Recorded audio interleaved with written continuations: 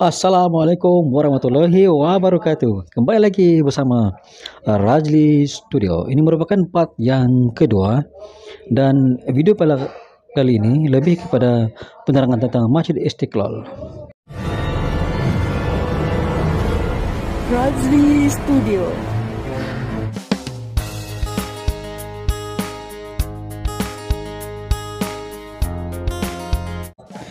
Pada video kali ini kita akan mendengar penjelasan daripada Imam Masjid Istiqlal tentang apakah yang terkandung di Masjid Istiqlal, penjelasan tentang reka bentuk Masjid Istiqlal, serta apa yang ada di sini, kenapa dan mengapa, secara lebih detail, lebih lengkap, supaya kepada Anda yang mengunjungi Masjid Istiqlal ini memahami apa yang dibuat di sini, ukirannya bagaimana, dan setiap ukiran yang dibuat itu berlandaskan kepada tentang Hari Kemerdekaan Indonesia, guys. Dia lebih kepada simbolik kemerdekaan Indonesia, dan ini merupakan satu reka bentuk yang sungguh luar biasa dan mempunyai maksud yang tersendiri.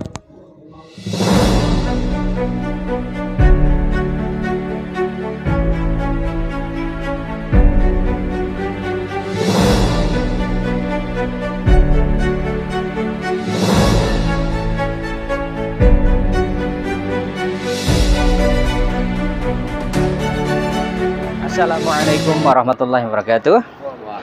Selamat datang di Masjid Istiqlal, masjid terbesar di Indonesia dan masjid terbesar se-Asia Tenggara. Masjid ini adalah masjid yang menjadi simbol kebanggaan umat muslim di Indonesia dan menjadi simbol keanekaragaman berbangsa di Indonesia. Kita bisa belajar tentang toleransi antar umat beragama dengan mengetahui atau berkunjung ke Masjid Istiqlal ini. Karena seperti kita lihat, yang pertama, ya, posisi atau letak lokasi Masjid Istiqlal ini berdekatan dengan rumah ibadah agama yang lainnya.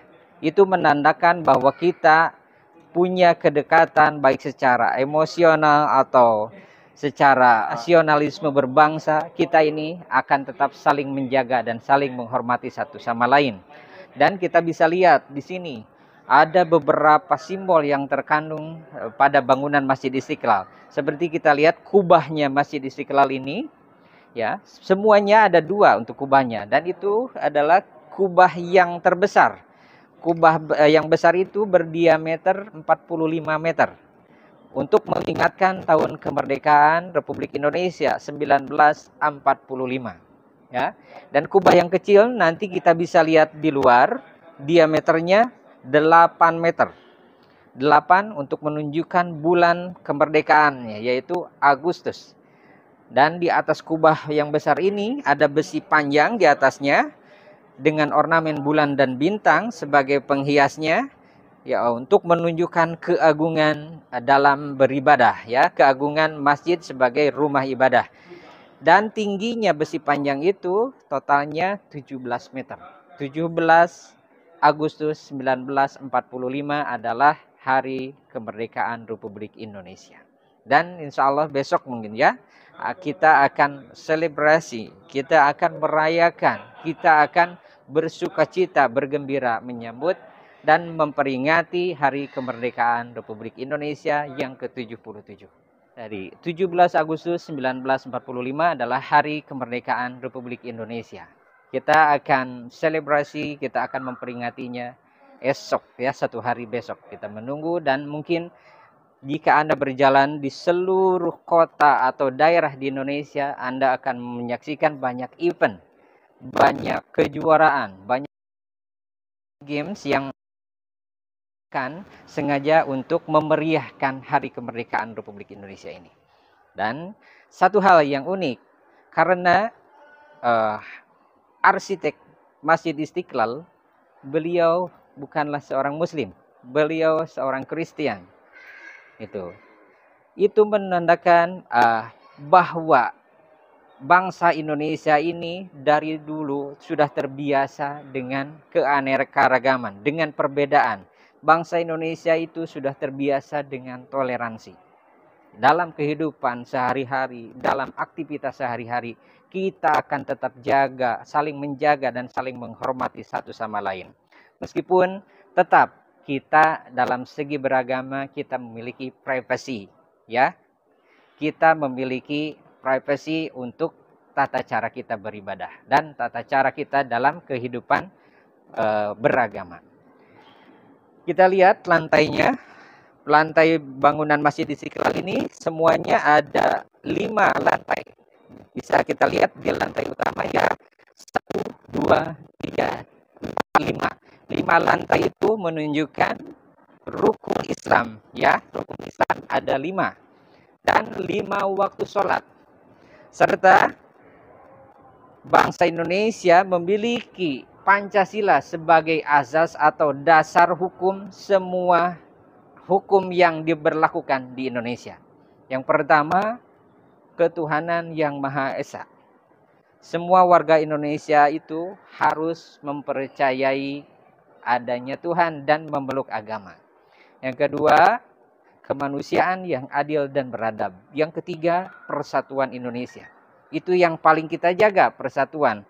Karena selama ini ya banyak hal yang seakan-akan memberikan informasi bahwa Indonesia itu tidak bisa bersama dalam perbedaan. Padahal dalam realitanya saya berani bilang jangan ajarin orang Indonesia untuk menjaga keutuhan berbangsa, untuk menjaga kesatuan berbangsa. Karena salah satu Pancasila itu adalah persatuan Indonesia. Kita akan berusaha sekuat mungkin untuk menjaga kita agar tetap bersatu satu sama lain. Yang keempat, kerakyatan yang dipimpin oleh hikmat, kebijaksanaan dalam permusyawaratan, perwakilan. Dan yang terakhir, keadilan sosial bagi seluruh rakyat Indonesia. Di sini tidak ada yang diistimewakan. Meskipun, mohon maaf, seperti sekarang, Muslim sebagai mayoritas terbanyak, tapi dalam kedudukan secara hukum, nasionalisme berbangsa, semuanya sama, memiliki hak dan kewajiban yang sama ketika tinggal di Indonesia. Ya, seperti itu. Nanti kita bisa bahas yang lainnya di sesi bagian luar sana. Untuk bagian dalam sementara itu saja. Dipenuhi jemaah, terlalu banyak jemaah, kita bisa menggunakan bagian luarnya. Dan semua bangunan Masjid Istiqlal memang prioritasnya untuk beribadah, untuk sholat. Jadi kita bisa sholat di dalam ataupun di luar. Seperti ini. Dan ini garis-garis ini, lines ini ya, menunjukkan arah kiblat ke Mekah.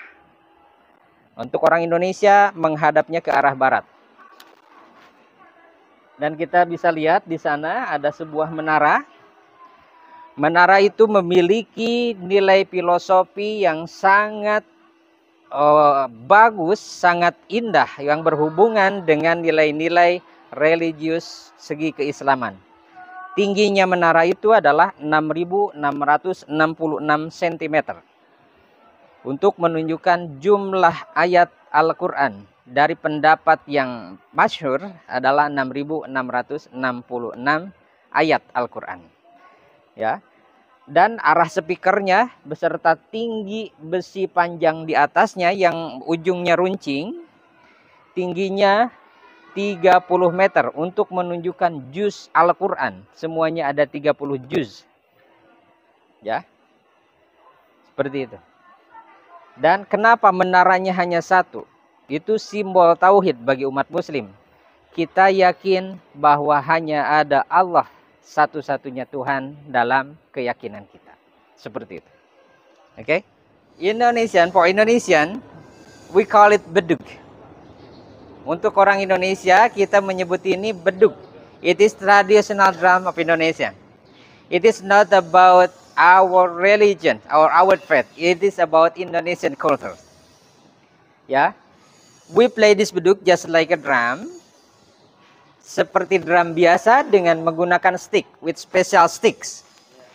We will beat this one to remind the time for praying. Ya, with special stick, So we will beat this beduk 5 times every day. And for the material, it is cow leather, cow skin.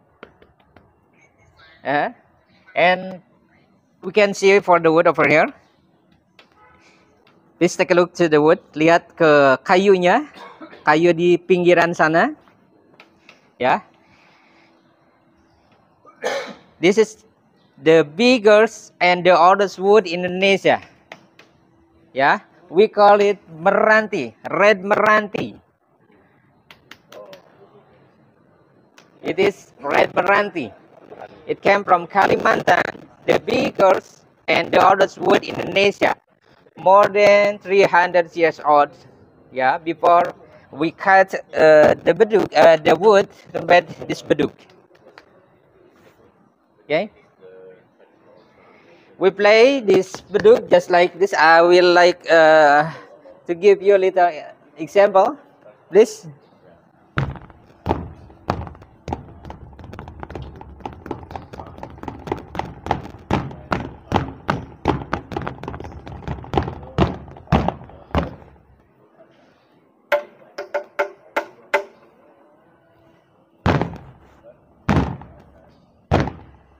And then Allahu Akbar, Allahu Akbar. You know, the call prayers. And then we pray inside over there. And we will do always 5 times every day. That is. And in Indonesia, same with Malaysian, ya, hampir sama. We like to read Quran just like singing songs. Have you ever heard how we read Quran? You know? I can't do it, but I know. Yeah. I just like to give just a few example.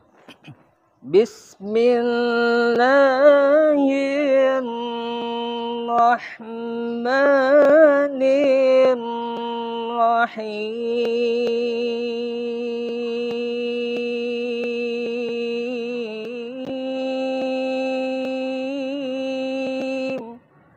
That's that is about Indonesian.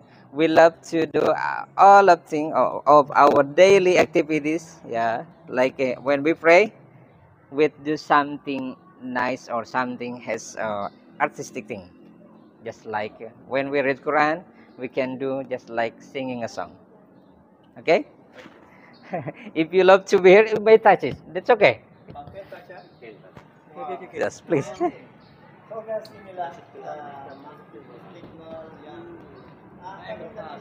Masjid Istiqlal ini adalah masjid yang tidak hanya menjadi kebanggaan umat muslim saja, karena di sini kita bisa menyampaikan atau memberikan beberapa informasi tentang Islam, tentang muslim, agar kita ini bisa menepiskan tentang informasi yang buruk tentang kehidupan umat muslim.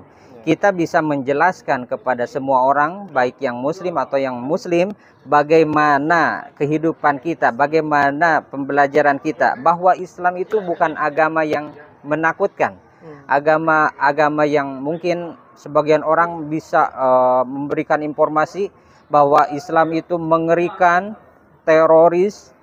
Kita bisa lihat, kita saksikan bahwa Islam itu adalah agama yang mengajarkan perdamaian, mengajarkan keindahan, dan agama yang bisa menerima arti sebuah toleransi antar umat beragama. Kita juga dididik untuk tidak menutup diri dengan agama yang lain dalam kehidupan keseharian kita. Dan kita harus bisa menyampaikan kepada semua orang bahwa Islam ini adalah agama yang artinya damai. Damai itu kita bisa hidup dimanapun, dengan siapapun, dengan mengedepankan berbuat kebaikan. Dari kami salam silaturahim ya dari Waalaikumsalam. Indonesia juga kekal. Insya Allah damai selalu, karena Indonesia dengan Malaysia itu kan bukan saudara lagi, tapi satu induk. Kita ini warga Melayu, warga Muslim mayoritasnya, ya. Dan meskipun ada beberapa yang non Muslim, kita tunjukkan bahwa agama Islam itu agama yang indah dan damai kepada semuanya. Itu ajaran Islam yang sesungguhnya. Selama ini hubungan antara Indonesia dan Malaysia itu cukup baik, ya. Dan saya harap semua pihak bisa menjaga kedamaian yang telah kita jaga selama ini. Dan jangan sampai dibangun image, ada yang mengembangkan bahwa image Indonesia dengan Malaysia itu ada sesuatu hal yang tidak baik, ya. Karena selama ini kita ini satu keluarga. Jangan sampai merusak keharmonisan yang udah ada. Kita tebiskan, tugas kita menepiskan informasi-informasi yang buruk yang berkembang antara hubungan Indonesia dengan Malaysia selama ini. Kewajiban kita selaku muslim menjaga kedamaian yang telah ada, yang telah kita bina sekian ribu tahun lamanya antara Indonesia dengan Malaysia. Oke, jadi saya ada satu soalan. Apa pandangan Ustadz tentang isu yang panas sekarang ini di media sosial, yaitu tentang serumpun antara Malaysia dan Indonesia? Ada netizen yang kata kami sangat setuju, ada yang kata kami tidak setuju. Ini pula dari segi pandangan Ustadz bagaimana? Serumpun itu kan maknanya bisa dari berbagai aspek. Serumpun misalkan dari segi keturunan. Kita kan bangsa Melayu. Saya sangat setuju bahwa Malaysia dan Indonesia itu pada dasarnya serumpun. Kita bisa lihat dari wajah-wajah kita nggak jauh beda. Iya benar. Cuman tetap saya masih paling tampan ya. Bercanda. Ya nggak apa-apa. Bercanda. Ternyata Ustadz Memang tampan. Bercanda ya, mohon maaf. Semua laki-laki pasti tampan. Kalau cantik bahaya ya. Kita ini ya, satu rumpun tidak hanya dari segi keturunan saja, ya, tapi dari segi budaya. Hanya kita ini memang memiliki privasi dalam bernasionalisme. Itu kan hal yang lain. Tapi dalam berbagai aspek kita ini lebih banyak kesamaannya daripada perbedaannya. Iya benar. Tolong kembangkan dan jangan pedulikan dengan netizen-netizen yang sengaja ingin membuat keretakan hubungan kita. Ya, kita singkirkan. Tugas kita menepiskan informasi-informasi yang buruk tentang Indonesia dan Malaysia, tentang hubungan kita yang seakan-akan memiliki hubungan yang tidak baik. Kita buktikan aja, kita sehari-hari kita bisa berkumpul sekarang dan tidak ada hal yang buruk antara kita. Ada sebuah lagu, ya. Kalau kita tetap mau berdamai, jangan ada dusta di antara kita. Waduh. Hebat. Lagunya siapa? Siapa yang tahu? Siapa Ustadz? Siapa Ustaz? Jangan dusta. Boleh Marantika. Ya, itu kan paham sekali dengan hati Indonesia. Itu kan menandakan bahwa kita ini keluarga. Iya benar. Itu kita jaga. Tugas kita jaga bersama kedamaian. Ya, jalan-jalan ke semua wilayah Indonesia, tak hanya di Jakarta. Hampir di semua tempat akan ada perayaan memeriahkan Hari Kemerdekaan Republik Indonesia yang ke-77. Akan banyak games, perlombaan, upacara di semua tempat. Karena ya, hari itu hari yang sangat sakral bagi bangsa Indonesia. Pasti orang Malaysia pun seperti itu. Di hari kemerdekaannya pasti seperti itu. Karena budaya kita sama. Itu makanya kita lihat, Anda kalau mau bikin konten tentang Indonesia di hari kemerdekaan, besok hari yang tepat. Insya Allah. Kita lihat. Ya, semoga sukses ya. Ini boleh datang ke sini esok. Dipersilakan. Tapi kalau mau dapat lebih nasionalisme, bisa ke tempat yang lain juga, bisa ke Monas, ke tempat yang lain, gitu. Cari-cari aja. Gitu kan bisa untuk sangat bagus lah untuk konten. Kita harus ingat bahwa kita ini keluarga. Kata pepatah Indonesia ini biasanya garpu dan sendok itu yang paling banyak berselisih ketika makan. Dan perselisihan itu menjadikan fungsi yang sebenarnya dari garpu dan sendok. Ketika garpu dan sendok tidak berbunyi di atas piring, berarti garpu dan sendok itu tidak bermanfaat. Dan ketika ada sesuatu, misalkan sesuatu permasalahan, sedikit permasalahan antara Indonesia dan Malaysia, itu justru yang mungkin nantinya akan menjadikan Indonesia dan Malaysia itu lebih mesra satu sama lain. Kita jangan jadikan sedikit perbedaan atau sedikit soalan menjadi sebuah keretakan dalam hubungan. Justru kita harus saling menguatkan. Kita harus saling mengeraskan suara antara garpu dan sendok beserta piring akan menjadi lebih harmonis ketika kita makan. Masya Allah. Masya Allah. Terima kasih, terima Di kasih. sana ada gereja katedral, gereja yang tertua yang ada di Indonesia, gereja untuk umat Katolik. Letaknya, lokasinya berdampingan dan berdekatan dengan Masjid Istiqlal ini.